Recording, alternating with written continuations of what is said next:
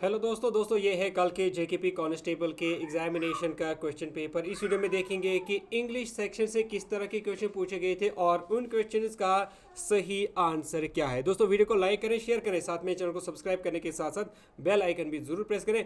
अगर आप फेसबुक पे वीडियो देख रहे हैं तो फेसबुक पेज को फॉलो करें, लाइक करें, ताकि आपको फेसबुक पेज पर भी इसी तरह डेली वीडियोस, अपडेट्स और नोटिफिकेशन मिलती रहे। दोस्तों यहाँ पर यह भी कहना चाहूँगा कि जिन बच्चों ने कल एग्जामिनेशन दिया, आपका क्या स्कोर बनता है और आपको इस वाले पेपर में कौन सा सेक्शन सबसे मुश्किल सेक्शन लगा या कौन सा क्वेश्चन आपको लगा कि ये सबसे ज़्यादा टफ था, आप वो कमेंट सेक्शन में लिखकर बताएं। या अगर आपको किसी क्वेश्चन के बारे में कोई कन्फ्यूजन है आंसर की के बारे में, तो वो क्वेश्चन भी आप ज़रूर लिखें। तो चलिए जी दोस्तों, स्टार्ट करते हैं पहले क्वेश्चन से, जो कि इंग्लिश सेक्शन से लिया गया था। तो यहाँ पर क्वेश्चन नंबर 72 है इंग्लिश सेक्शन का। He has been in the hospital for several days but the doctors are hopeful that he will dash।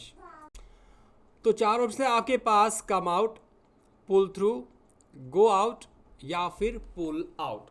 तो इसका जो सही आंसर रहने वाला है दोस्तों वो रहेगा पार्ट बी, पुल थ्रू। जो पुल थ्रू है इसका मतलब होता है किसी चीज़ से रिकवर होना या फिर डिफ़िकल्टी में सर्वाइव करना।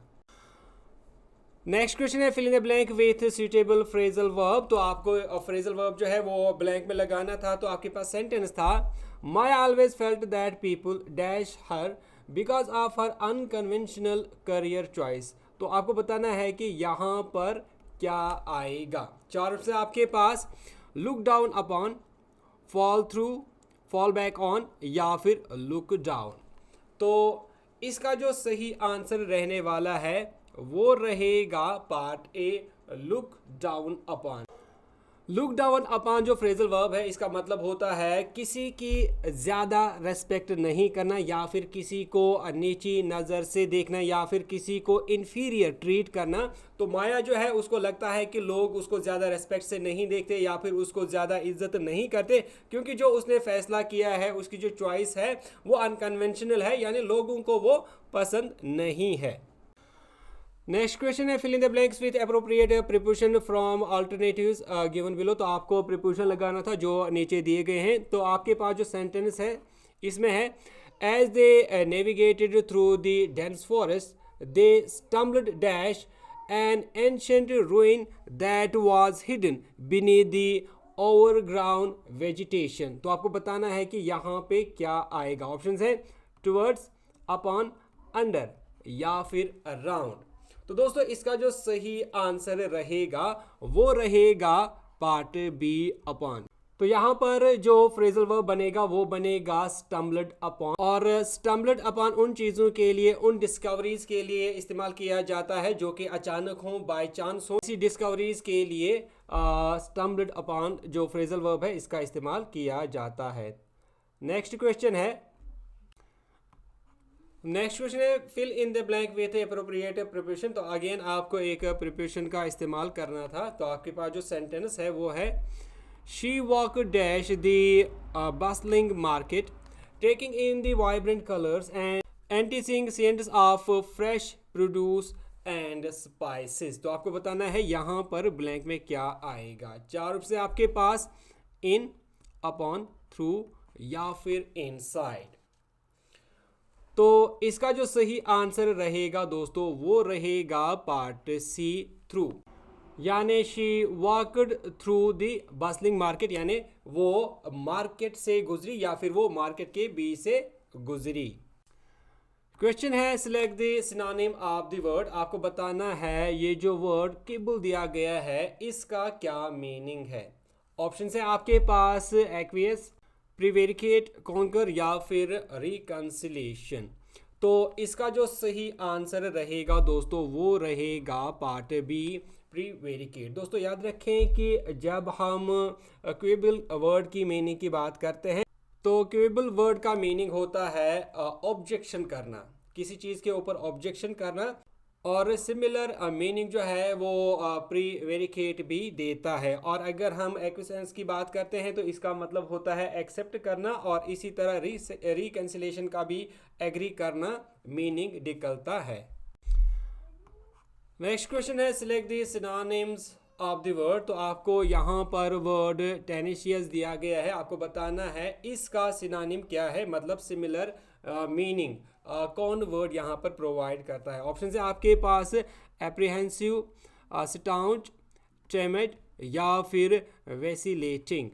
तो इसका जो दोस्तों सही आंसर रहेगा वो रहेगा इनमें से पार्ट बी, स्टाउंट। टेनिशियस वर्ड का मीनिंग होता है किसी चीज़ के ऊपर डिटरमाइंड रहना, किसी चीज़ पे लगे रहना, डटे रहना, टाइटली उस पर बने रहना। और सिमिलर मीनिंग जो है वो स्टाउंच भी देता है, जिसका सिमिलर तरह का मीनिंग रहता है। और अगर हम एप्रहेंसिव की बात करते हैं तो इसका मतलब होता है एंक्शस और फेयरफुल, मतलब जहाँ पर आपको कोई खौफ रहता है कि कुछ हो जाएगा, तो आप खौफ में रहते हैं, शक व शुबा में रहते हैं कि कुछ होने वाला है या कुछ होगा। और इसी तरह जो टिमिड है, इसका मतलब होता है किसी चीज़ में लेस इंटरेस्ट या फिर लेस करेज, लेस कॉन्फिडेंस को शो करना।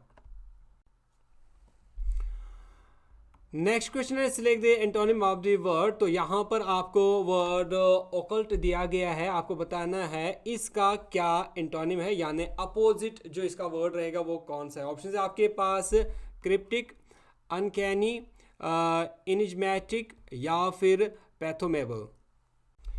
दोस्तों यहाँ पर एक बात मैं पहले बताना चाहूँगा कि अगर किसी वर्ड की प्रोनाउंसिएशन में इधर उधर हो जाती है तो उसके लिए सॉरी, आप क्वेश्चन पे फोकस करें।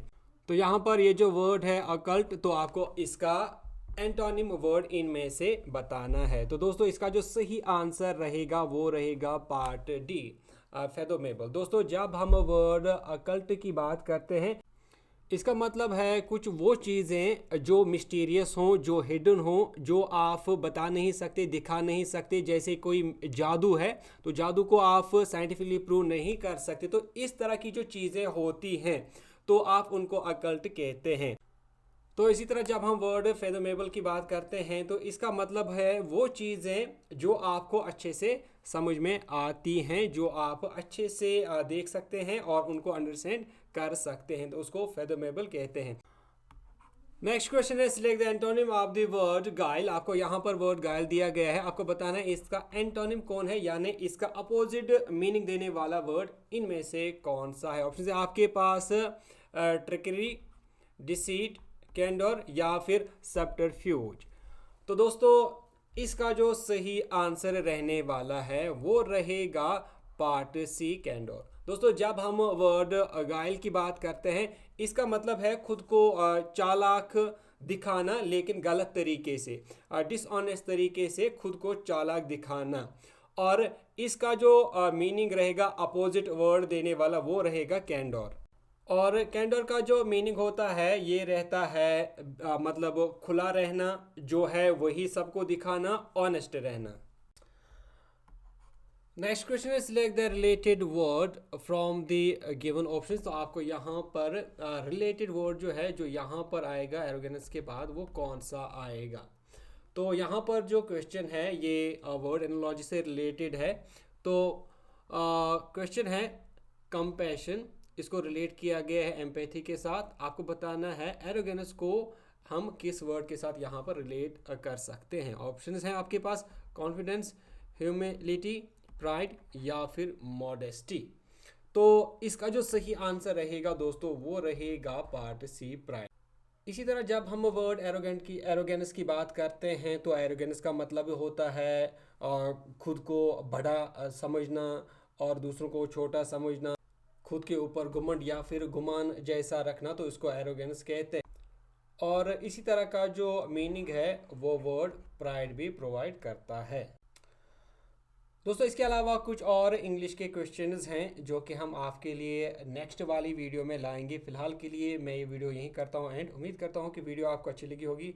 अगर वीडियो अच्छी लगी तो वीडियो को लाइक करें, शेयर करें, साथ में चैनल को सब्सक्राइब करने के साथ साथ बेल आइकन भी ज़रूर प्रेस करें। और अगर आप फेसबुक पे वीडियो देख रहे हैं तो फेसबुक पेज को फॉलो करें, लाइक करें, ताकि आपको फेसबुक पर भी इसी तरह डेली वीडियोस, अपडेट्स और नोटिफिकेशंस मिलती रहें। तो दोस्तों मिलते हैं अब आपसे एक नेक्स्ट वीडियो में, तब तक के लिए टेक केयर।